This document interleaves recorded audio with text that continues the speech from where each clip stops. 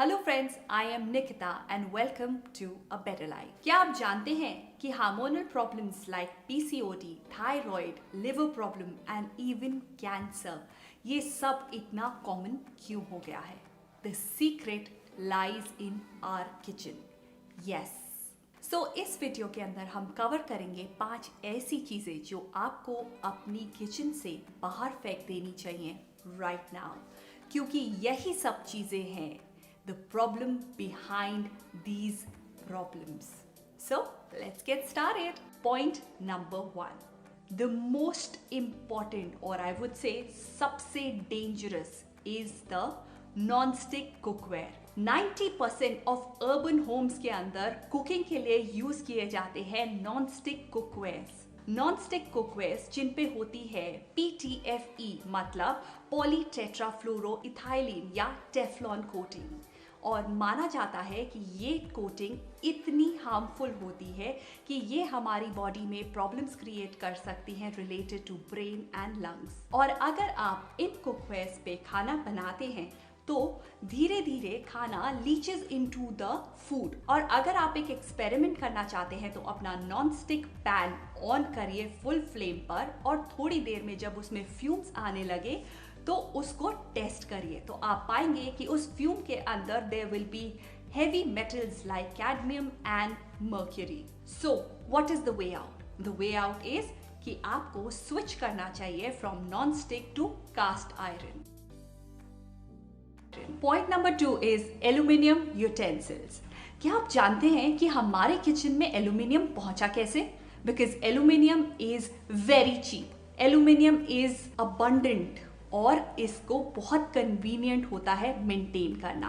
क्या आप जानते हैं कि ब्रिटिशर्स के टाइम में जेल में खाना वाज सर्व इन एल्यूमिनियम, क्योंकि माना जाता था कि aluminium is a slow poison जो आपकी बॉडी में धीरे धीरे अक्यूमुलेट होता है और आपके लिए लॉन्ग रन में प्रॉब्लम्स क्रिएट कर सकता है, problems related to kidneys, lungs and what not. तो आइए एक एक्सपेरिमेंट करते हैं। आप एक एल्यूमिनियम का वेसल लीजिए और उसका वेट करिए और 3 to 4 years उसे डेली यूज करिए, और अब इसके बाद दोबारा इसका वेट करिए, तो आप देखेंगे कि वेसल का वेट पहले से बहुत कम हो चुका होगा।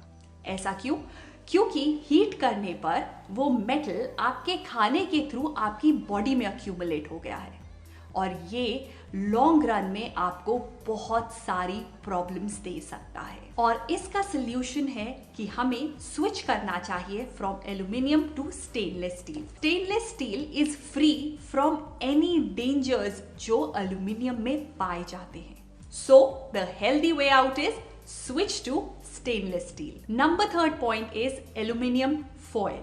हम सबके घरों में एल्यूमिनियम फॉयल का यूज होता है गरम गरम खाने को पैक करके और डब्बे में डालने के लिए, पर क्या आप जानते हैं कि ये कितना हार्मफुल है? According to WHO 50 milligram of aluminium ही सिर्फ परमिसेबल लिमिट है कंजम्पशन के लिए, और जितनी बार भी हम एल्यूमिनियम के कांटेक्ट में कोई भी चीज लाकर और उसे कंज्यूम करते हैं तो उसके अंदर 1 से 2 मिलीग्राम एल्यूमिनियम आ जाता है।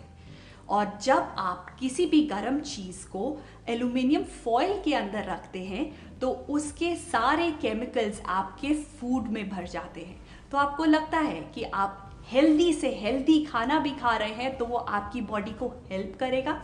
नहीं, वो आपकी बॉडी के लिए हार्मफुल होगा, क्योंकि वो एल्यूमिनियम फॉयल के अंदर रैप्ड था। क्या आप जानते हैं कि अगर आप एल्यूमिनियम का ज्यादा यूज करते हैं तो क्या होता है? तो हमारी बॉडी जिंक को अब्सॉर्ब नहीं कर पाती। और हमारी बॉडी के लिए जिंक क्यों इंपॉर्टेंट है? क्योंकि अगर हम अपने माइंड को शार्प करना चाहते हैं और अगर हम अपनी बोन मिनरल डेंसिटी को ठीक रखना चाहते हैं तो हमारी बॉडी में जिंक बहुत इंपॉर्टेंट रोल प्ले करता है, और एल्यूमिनियम इस प्रोसेस के अंदर प्रॉब्लम क्रिएट करता है।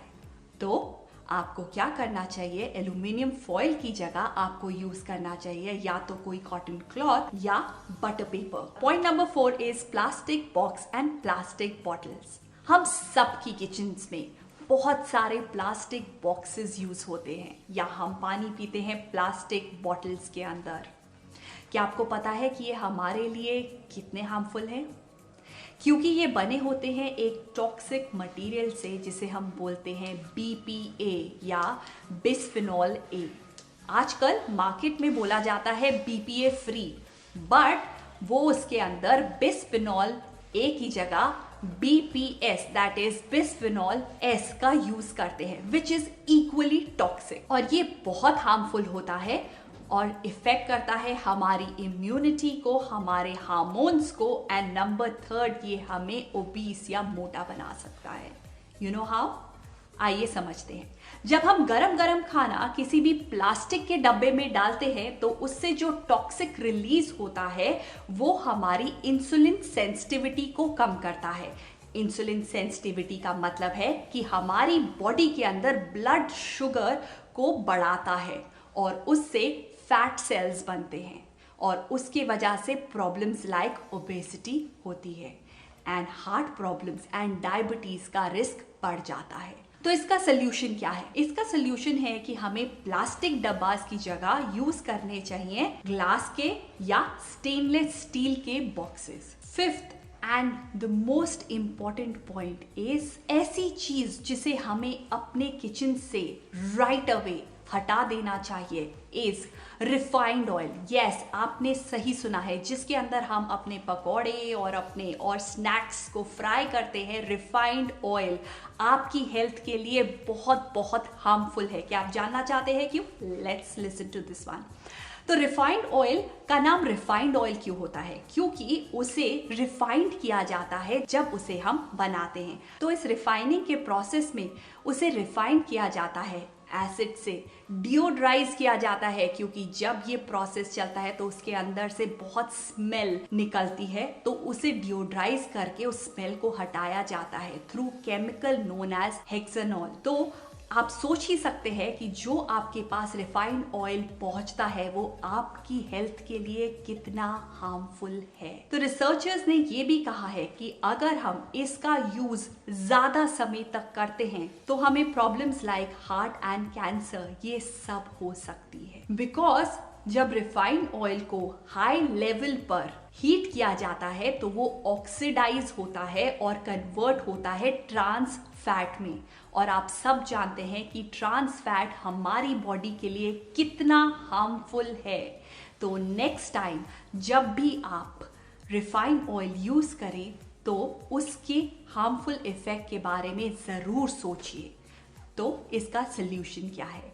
आप स्विच कर सकते हैं from refined oil to the mustard oil. हमें सरसों का तेल यानी मस्टर्ड ऑयल क्यों यूज करना चाहिए? क्योंकि इसके अंदर कोलेस्ट्रॉल को रिड्यूस करने की प्रॉपर्टीज होती हैं, इसके अंदर एंटीऑक्सीडेंट्स होते हैं और इसके अंदर सैचुरेटेड फैट कम होता है। तो अब आपको पता है कि नेक्स्ट टाइम जब आप फ्राई करने लगे तो आपको कौन सा ऑयल यूज करना है। Thank you so much for watching this video. तो अगर आप इन पॉइंट्स को अपनी डेली लाइफ में लगाएंगे तो आप फील करेंगे कि you are more healthier and happier, और यही एम है अ बेटर लाइफ का। So don't forget to share it with your friends ताकि उनकी लाइफ भी हेल्थियर, बेटर एंड हैप्पियर बन सके। Bye bye, see you in the next video.